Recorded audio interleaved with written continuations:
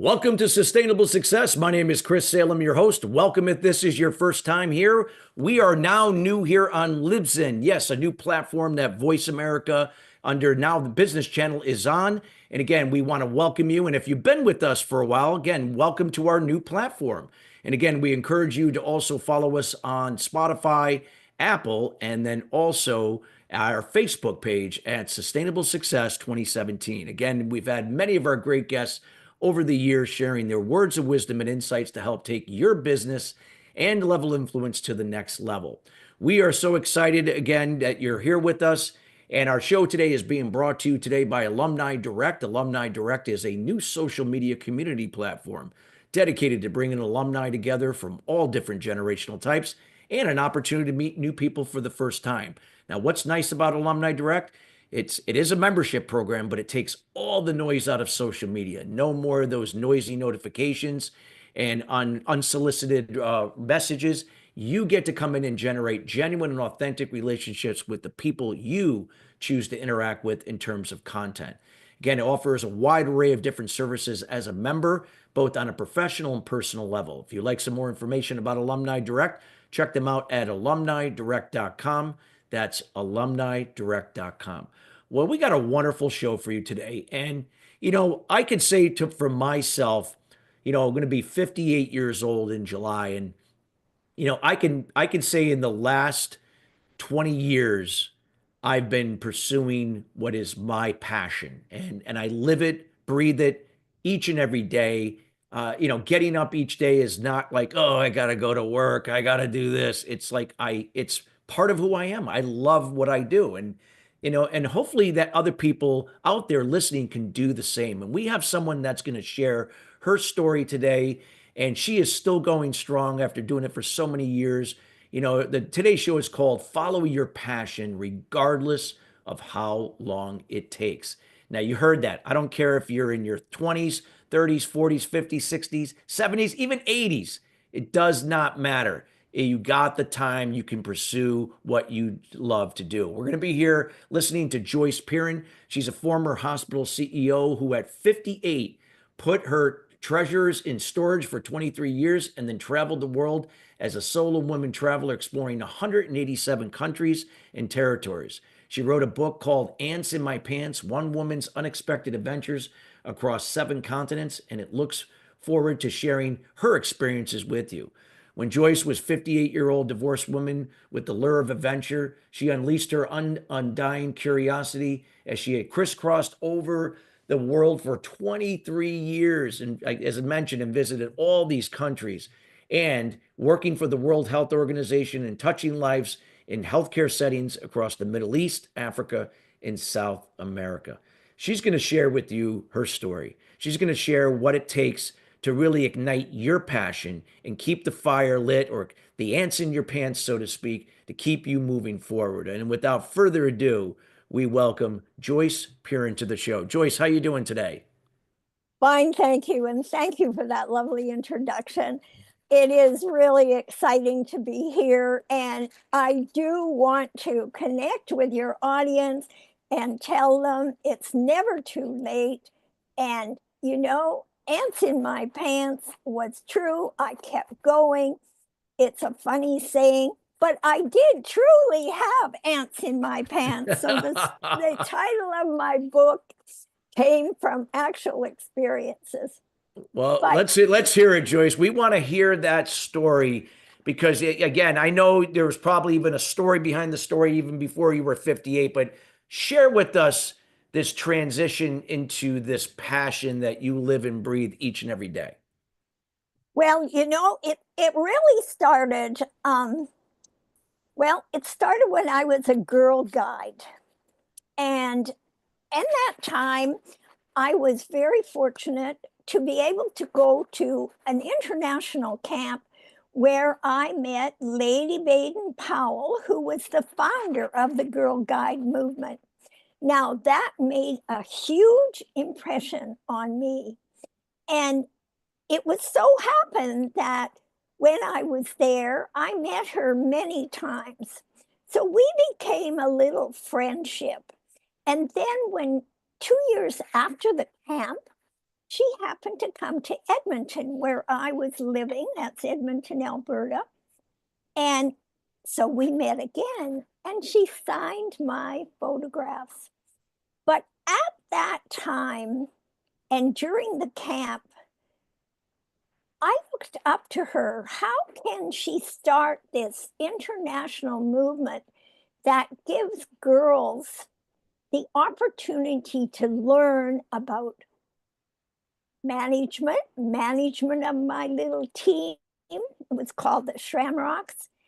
Learning how to work with people, learning those skills that eventually, excuse me, brought me to being a CEO in the healthcare system, and one of the first, because, I was born in 1936.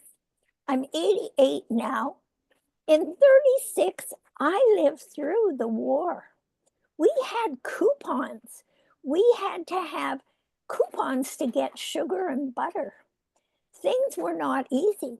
My mother had one Christmas paper that she wrapped the presents in, and we had to share that. She would iron it between giving me the Christmas present. So things have changed. Life is different.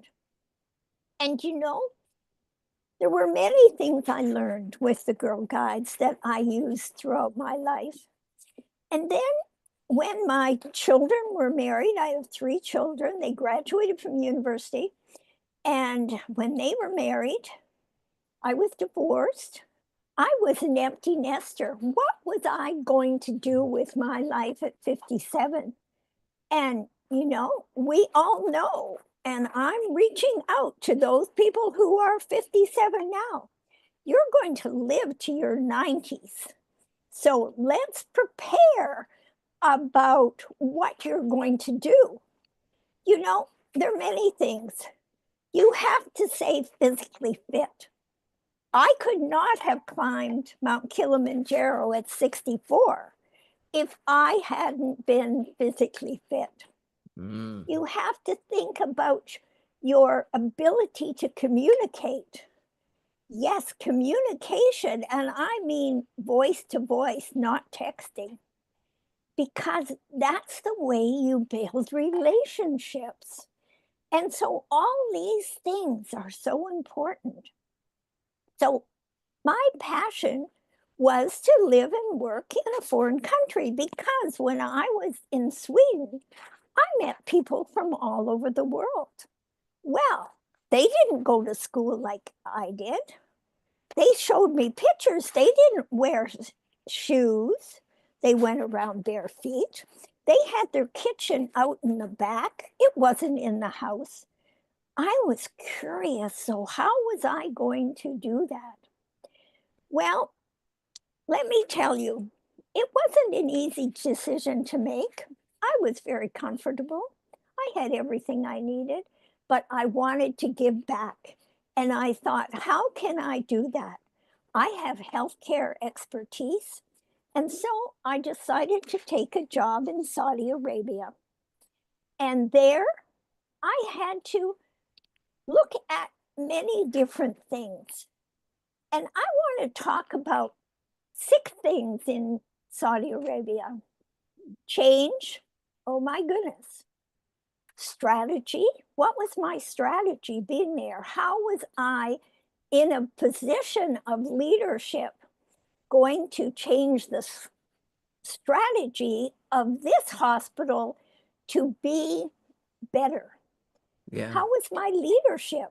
Well, I was a foreigner in somebody else's country. I was a guest. What kind of relationships could I build? And how was my communication? Well, I had to learn Arabic. I wasn't really good at it, but I could manage. And what was the most important thing for me? Adaptability. I had to adapt to these different segments. So let's just talk for a minute how I managed living in Saudi Arabia. Change from one culture to another was difficult. Methods were different, clothes were different, standards were different. Everything like that happened. Adaptability. How was I going to adapt to wearing an abaya and covering my hair? How was I going to adapt from the religious police who were out there? And if I didn't have a scarf over my hair, tap, tap, tap, I knew they were around. I had to change my actions. And what was the strategy? How was I going to make a positive impact? Have I accepted and taught others to embrace change? How were they going to shift their customs, their methods of work to improve it, to make it better? It took communication. And what kind of leadership did that take? You know, a new culture Yeah. rather, foreign country, and it was communication, was embracing positive feelings generated by my team throughout the hospital. You know, after I left Saudi Arabia, the WHO recruited me. I didn't apply. They recruited me. They came for you. That's wonderful. They came for me and said, "We'd like you to come and work for us full time." I said, "Oh, no, I couldn't do that, but I'd be glad to be a consultant and work part time." Why couldn't I work full time? Because my mission was to visit as many countries and learn about people in the different parts of the world. That And was your if passion. you You didn't allow something to interrupt your passion. That's exactly right. It was my passion. And it's easy to have somebody pull you off your road. You Yeah. have to be determined to follow your passion. So that's what I did. Then the United Nations Development Program in the UN, they recruited me. And I said, okay, I could do that. I was giving back. And that's what I really wanted to do. And then I had to retire from that too and say, no, by this time I was getting pretty old. And I decided if I'm going to climb Kilimanjaro at 64, I better get busy and do it. And so I did. And that was a challenge. By goodness, I can tell you all that story. But let me tell you about the ants in my pants. I was in Zimbabwe and I was waiting to go and visit a family and live with them. The bus didn't come, the bus didn't come, the bus didn't come. And I was getting tired of standing up. So I put my little scarf on the floor, on the grass, and sat down. And people looked at me. I should have really paid more attention. And then all of a sudden, I did the Highland Fling. I did the jive. I did whatever I could do. And I realized I had things crawling up my pants. I had slacks on. Okay, how am I going to get those ants out of my pants? It was, and everybody there was laughing. The men were laughing. They were on the ground. They were killing themselves. And finally, one of the ladies said, "Oh, Joyce, come over here." And so they have these big skirts and they opened them up and made a little circle around me. And I could drop my pants and get the ants out. And the men just turned the other way. They were very polite. And so, you know, it was the local people that showed me that you have to pay attention to what you're doing there. It was funny and I laugh at it now. But at the time, it wasn't so funny, let me tell you. And then moving on. Well, you know, let me tell you about climbing Kilimanjaro. That was a challenge. I was 64 and we had a group of about 8 and we were walking along And I did really well. I got to the midpoint, which is Gilman's Point, and I was happy. We were there. We had hiked all night, and the sky was full of diamonds, just like on black velvet. The stars were so bright. And then the cloud came, so we used our headlamps, and off we went. And we got to the top, and the sunrise was gorgeous with rays that just were golden, bright. And I felt so good. I got up and started to run and jump. Let me tell you, don't ever do that if you're climbing Kilimanjaro. That was the wrong thing to do because I used up all my reserve oxygen. Well, then I was dragging. It was one foot against the other. And I'm sure you know that little story about the little train going up the mountain. I think I can, I think I can, I think I can. Well, that was my motto. I think I can, I think I can, I think I can. I got to the top and it was wonderful. I was there. I reached the summit and then returned with the others back to our camp. But there wasn't a sad point about this event. Yeah. Okay. And Joyce, what I want to do is, would it be okay? We're coming near the first break for Okay, our commercial.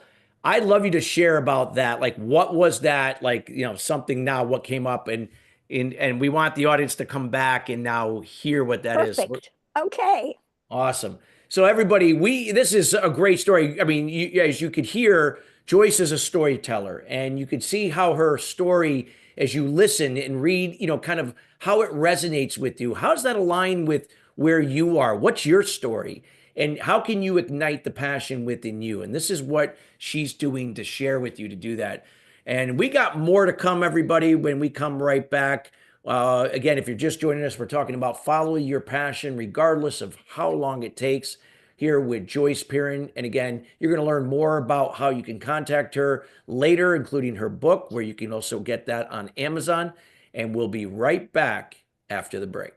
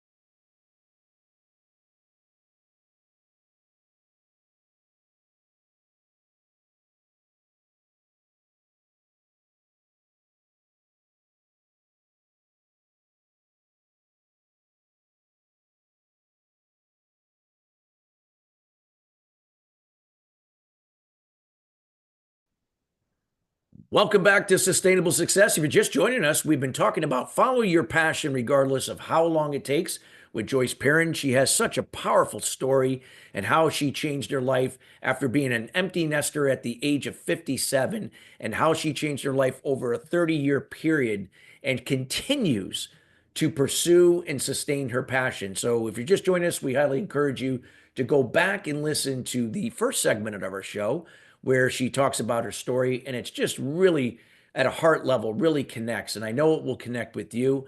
And again, check that out here in its entirety here later today at the Libsyn platform under Sustainable Success. Joyce, I know what you before the break, you kind of, were finishing up a story on your climb, and then there was something that came up, and I know we wanted to keep everybody in suspense, as we came back. Can elaborate and continue what that is to continue your story that you've been enlightening us with? yes, I'd be glad to. It was really a sad situation.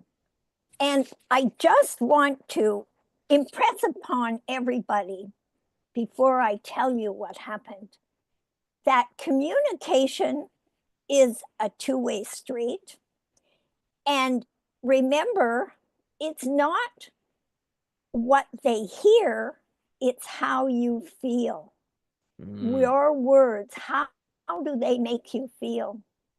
Well, this situation, I climbed Kilimanjaro, got to the top, I was successful, but what do I remember from my climb?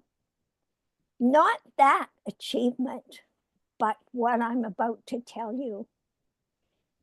What I'm about to tell you is that some of the people on this climb decided not to pay the porters, even though they had signed the sheet and had agreed to do that. But they decided that they weren't going to pay them. And it's the faces on those porters I remember, the sad faces, when only 3 of the 8 paid their money. And those porters had worked hard. They had carried our clothes. They had carried our food. They had carried everything for us. And they were treated that way. I asked our guide, does this happen often? He said, I can tell after the second day how much money the porters are going to receive. It was so sad. I could not believe people not following their word and following their commitment. But you know, that's what happens in life sometimes. And so it is a lesson to us all to follow your word and be sure that if you commit to something, you follow through. But let me tell you another story.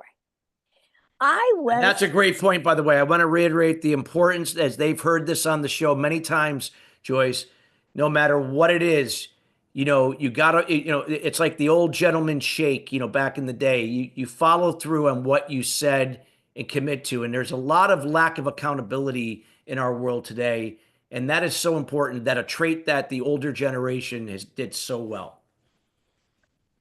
Yes, I agree with you. And I instill that in my family, that if you say something, then you're committed. You can't just not do it. It was so sad. But here's a successful story. I was scuba diving. I love scuba dive. And so I took my advanced scuba diving course. And where did I go? I loved wrecks. So we went down, we were in Saudi Arabia in the Red Sea. Everything was clear. We had just been to a dive and had gone around this wreck and just enjoyed it. And we're heading back.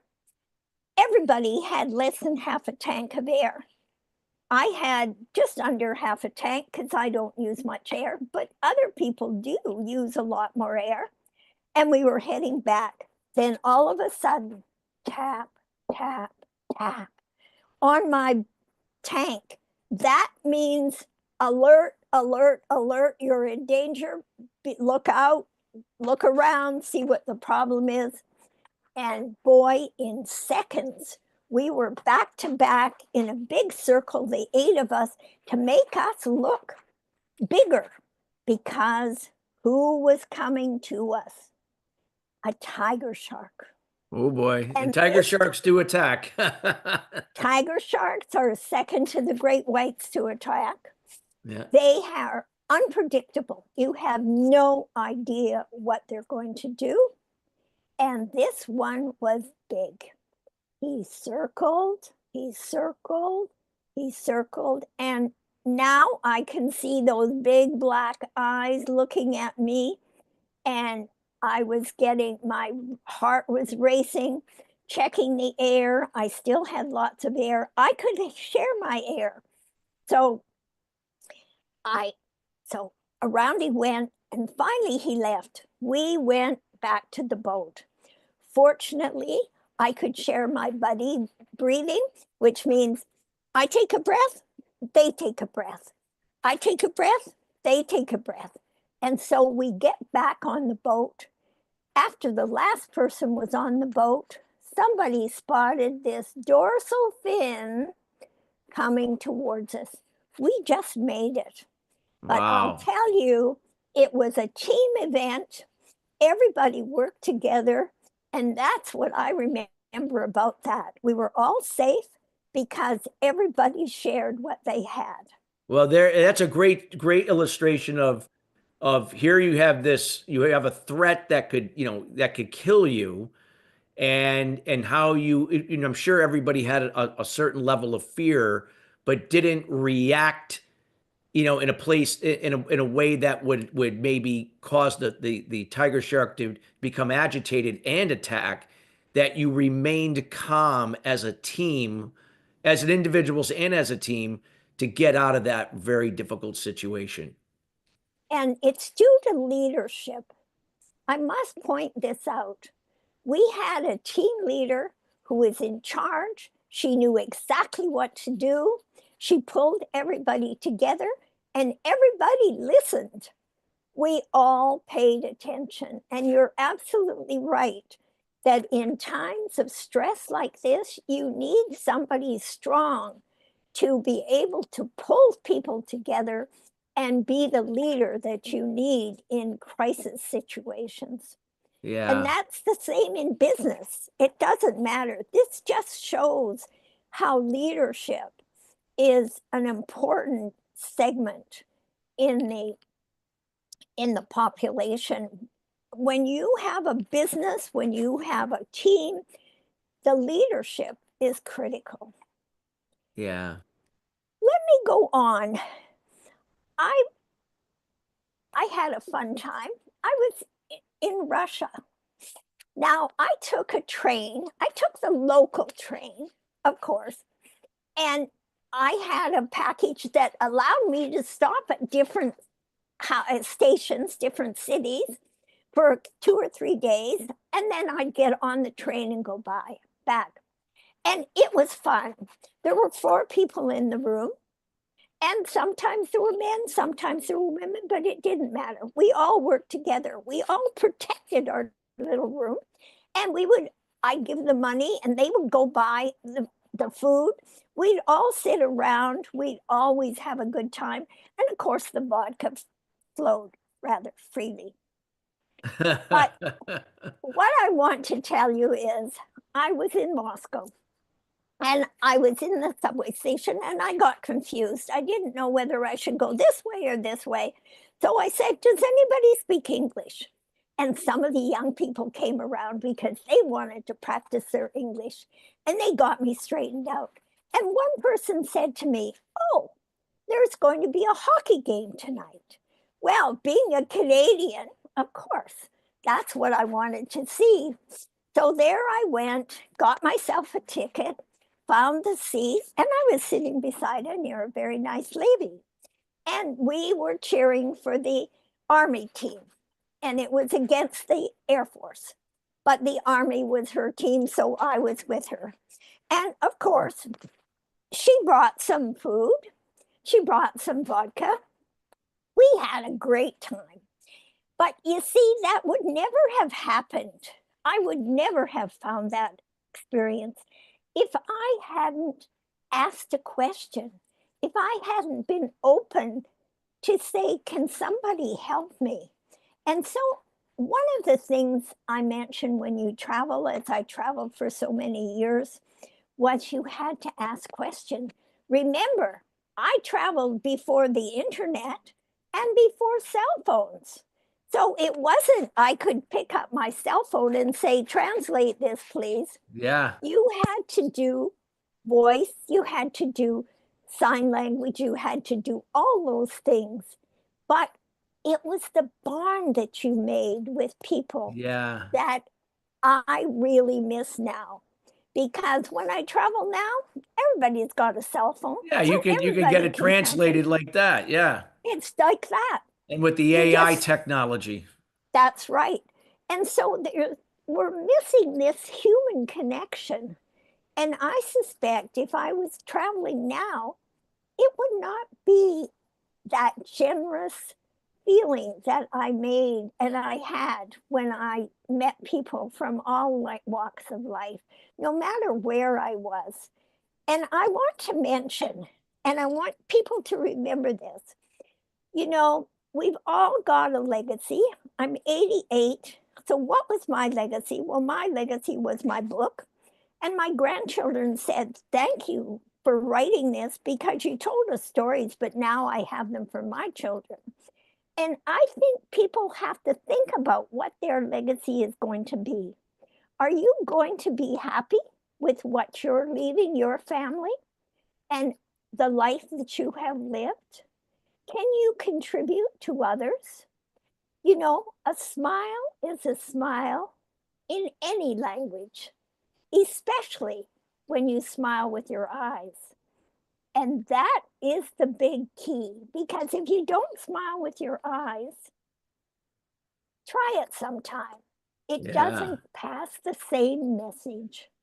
So there are many things that I learned along the way. And I just want to share some of them.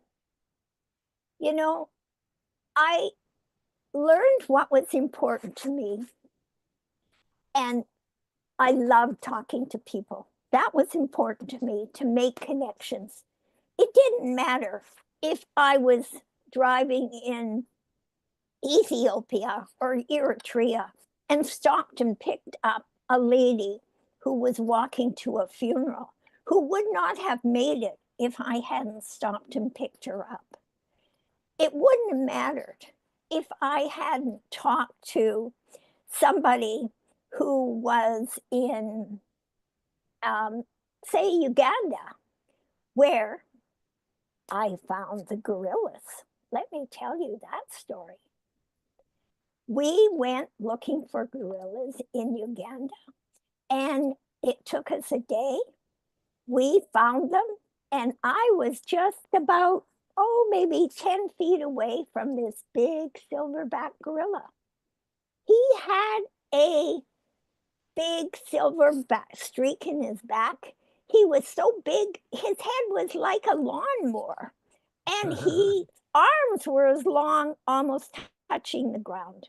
Over there, the mothers were with the babies in the creche and the children. They played just like my kids would. But it was a wonderful experience. And you know what was so wonderful? The money we paid on our trip went back to the people in the community so they did not kill the gorillas. Wow, And that's that fabulous. was so wonderful in that situation. Wow. Well, go ahead. We have a few minutes to the next break. I'd Okay. love to hear you finish that story. Okay. So afterwards, I was walking home, and all of a sudden, my foot went through the bottom of the grasses. Well, the grasses are made by having branches on top, one top of another, and they slipped down. And I had a punctured a vein. It was bleeding profusely. We were in the middle of nowhere. Fortunately, behind me was an ER nurse. And being a nurse myself, I could have handled it, but he had a great kit, and so did our leader. He fixed it up, and we were able to get back. But I was just so excited about seeing that and knowing that I help people I help people buy food so they didn't kill the gorillas. So the next tourists could come and enjoy what I enjoyed. Wow. That's And, sorry, do you Go want me to ahead. go on to another Yeah. story? No, well, we have about a minute to the break, but yes, if you want to wrap that up, we can, and then we'll continue on the next when we come back after the break. And you know, it was the big thing that I remember there was how we all worked together. We were all in a line, and the person told the guide leader told us where they wanted us to be with the slowest people in the front. So we didn't get out of step. And it was just a cooperative leadership program that he had to make everybody enjoy the view of the gorilla and the big silverback. But the little children were the fun things to watch because they were just like my own children at that age. They would throw the sticks, they would go and play with each other, they'd do somersaults, and the mothers would have the babies. And one of the babies Yeah. was just holding on to her fur. I thought, boy, that was a great idea because she had both arms free. Why don't our babies just hold on to our clothes? Doesn't work that way, but Yeah, anyway, no, that's the thing. exactly. Well, Joyce, we're going to be going to break, but I love these stories because there's so many lessons that you could pick out of these stories that you're sharing. And I know you got more to come when we come back after the break, but this is just very, very enlightening. And I personally want to thank you for being such a great storyteller. Everybody, we got more to come here with Joyce Perrin. We got to go to break, but when we come back, she's going to be sharing more information on follow your passion, regardless of how long it takes. And again, if you just joined us somewhere between, go back and listen to the show in its entirety. It's incredible, great insights with how she shares her stories to connect life lessons that can help you stay on the path to your passion. We'll be right back after the break.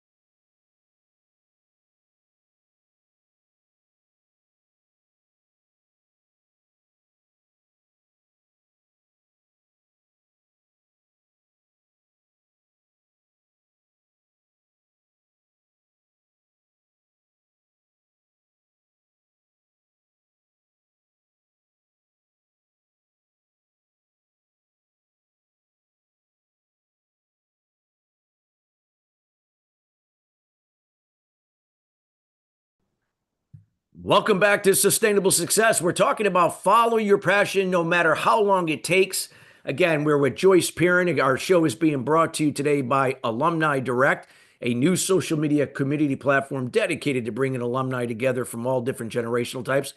It now features a from athlete to entrepreneur section. Yes, for those professional athletes that are transitioning to everyday life, whether if it's your own business, or maybe you bought a franchise, or maybe you're going to work for somebody. Nonetheless, you don't have to do it alone. You can now connect with other athletes that are in a similar situation, and you can kind of help each other and form groups to share ideas, content, and things that will keep you uplifted during this process. There's also a podcast that supports that called From Athletes to Entrepreneur. If you'd like some more information about Alumni Direct, check them out at alumnidirect.com. That's alumnidirect.com. So, Joyce, just powerful stories you've shared here, the last two segments. If you could, I know you have a story going to Antarctica. How many people can say they've been to Antarctica? Probably not a lot of people, probably most people. And yet, you've been there. I love to hear the story and the life lesson associated with it. Thank you very much. Well, my favorite place is Antarctica. I went there twice. The first time, I fell in love with it. And so the second time, I went from New Zealand and came back to Australia. And this was a ship with 2 helicopters on board. That was amazing. And we were able to go around the southern part of Antarctica. We saw Scott's Hut, and Scott's Hut was there. We went in and looked at it as if it had been left yesterday. The cans were there. They were in great condition. Why? Because it was so cold. And in that part of Antarctica, there are winds and it's dry. And so they were well preserved. But there were many things about that trip. I went on that trip because of the 2 helicopters, because I wanted to see the mummified seals. Now, these mummified seals have been time dated for 2,000 years. How were they mummified and how did they get there? Some of them were 40 kilometers from the water. Well, what happened was there was a little rise. The water was on one side, and then there was a little rise, and the seals got confused because they know if they go down, they're going to the water. But they didn't realize this little rise confused them, and they were going in the wrong direction. And so, as I said, they went 40 kilometers into there. They were eating stones. They couldn't find any food. They died. But how were they preserved for that many years? Well, there were the adiabatic winds that came down 2 mountain ranges and sucked up all the moisture and maintained them like mummies, like I saw in Egypt. They were just like that. When I was there, it looked as if they were sleeping. Their skin was the same. Everything was great. And then now I feel so sad because global warming has changed the situation. The katabatic winds are no longer there. They're not sucking up that moisture. They're not keeping it the driest place in the world. And the one mummy I took a picture of, I saw the other day on the internet, and they have started to rot. The global warming situation has changed. Now, let me tell you a story about that. To be able to do that, we had 2 helicopters, which takes 3 people, 2 in the back, 3 in the front, 1 in the front, and it takes 4 people to pilot. So we had 100 people that had to manage 3 people at a time to get to the dry valleys. Now, what they did, the leadership was amazing. They told us what was happening. They said the slow people go first. Those are the people that go in the helicopter first.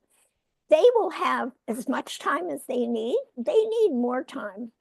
I was one of the last ones because I was one of the faster ones. No problem. I was quite comfortable with that. There was no pushing and shoving and saying, I want to be on that helicopter.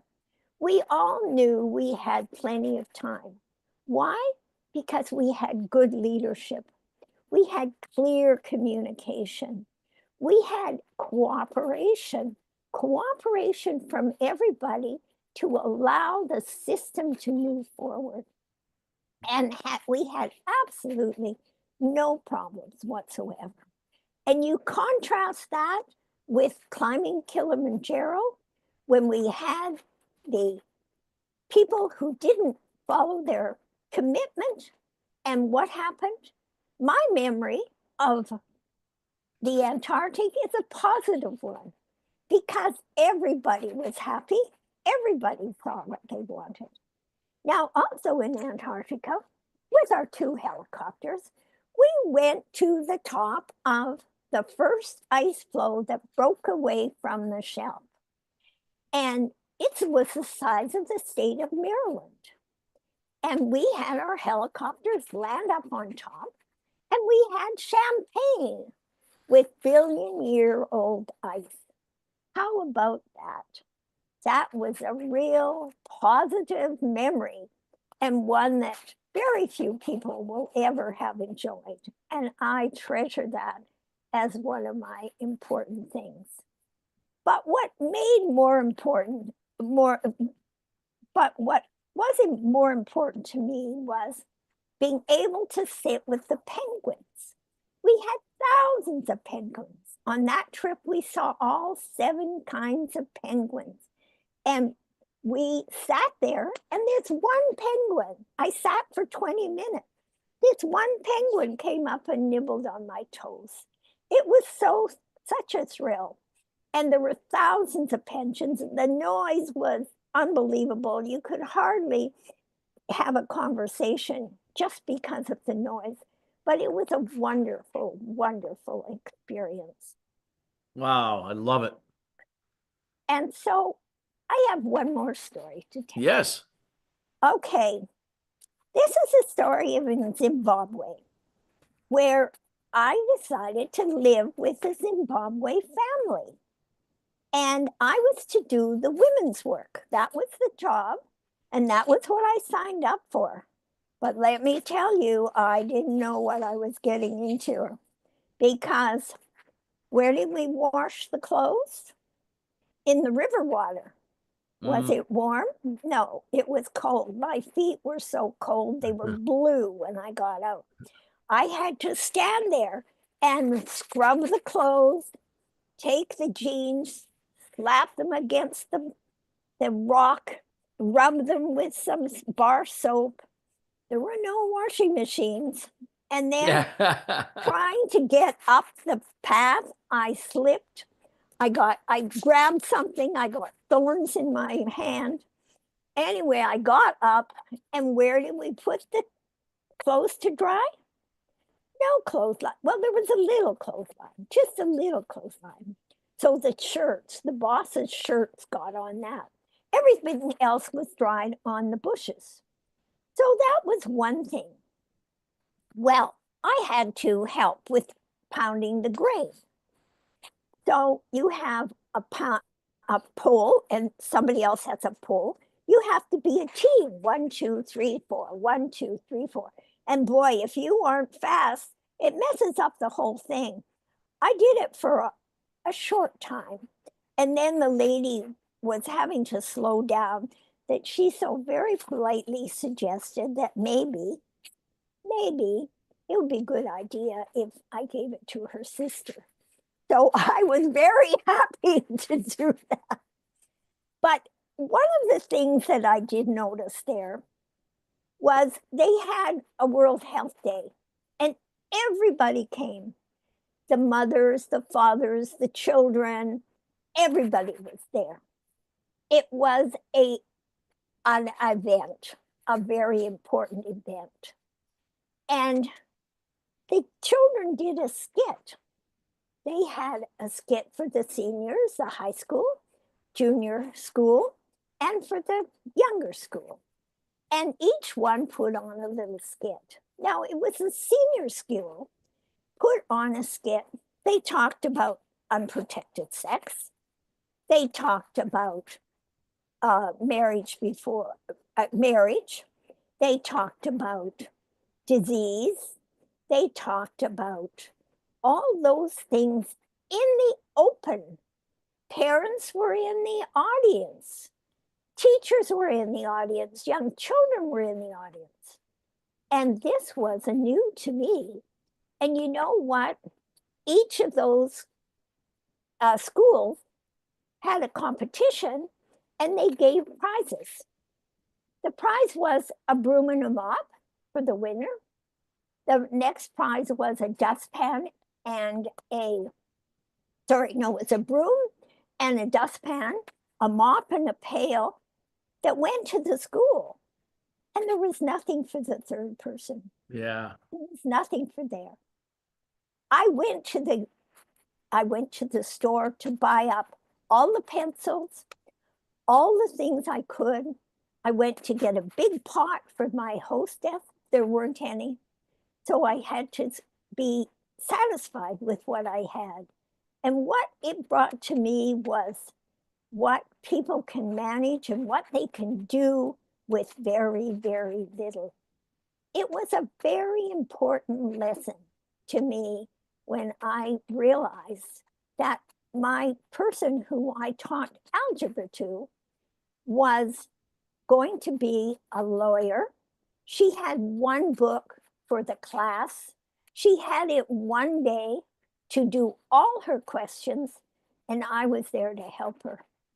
That was rewarding. But I thought, one class one book for the whole 20 people in the classroom, it really brought to me how blessed we are, how many things we have, and how it's important to be grateful for what you have and give what you can do. And now I just like to close and say, I hope you'll enjoy my book, Ants in My Pants, One Woman's Unexpected Journey Across the 7 Continents. I'd love to hear from my readers. I love doing podcasts. I love doing talks. So please call me. It's www.joyceperrin.com. And there you can send me a message. And I would just be so grateful for a note on Amazon or Goodreads. Thank you very much. Wow, Joyce, such a powerful share with you. And again, we encourage everybody to get their hands on the book. In the Libsyn platform under Sustainable Success, you'll see in the show notes the link to purchase the book at Amazon. You'll see it there. We encourage everybody, get your hands on that book. Just incredible share from Joyce here today. And again, reach out to her. Get the book, reach out to her, connect with her on Facebook, LinkedIn. Also, her emails there as well. And Joyce, anything that you would like to share in the next 30 seconds to kind of just wrap up everything and leave everybody on a high note to build and sustain their passion? Yes, follow your passion, regardless of how long it takes. Remember Lady Baden-Powell's comment, happiness comes not from what we have, but from what we give and share. This became my guiding light. May you think about it yourself, and may you have a wonderful life. Be sure that you are grateful for what you have and pass on what you can to others. The rewards are in your heart and in your life. You will never forget those people that you have helped along the way. I pass that on. Yeah. And live well, Yeah. life well. Thank you. Joyce, thank you so much for sharing and taking time to be with us here today. We are extremely grateful for your wisdom, your experience. And again, thank you from everyone here at the Voice America Business and Sustainable Success team. You're so welcome. Thank you for having me. Thank you. And listeners, again, we encourage you to listen to this show in its entirety here today or anytime after. Just a powerful story shared by Joyce. We could all learn something from that. And you still got the rest of your life ahead of you to do that for yourself. So again, you need some more encouragement, some more insight. Reach out to Joyce. And again, we are committed each and every week in bringing subject matter experts like Joyce in to share their words of insights and wisdom to help you, wherever you are, personally and professionally, to move your business and life to the next level. Till then, everybody, have a great rest of your week, and we will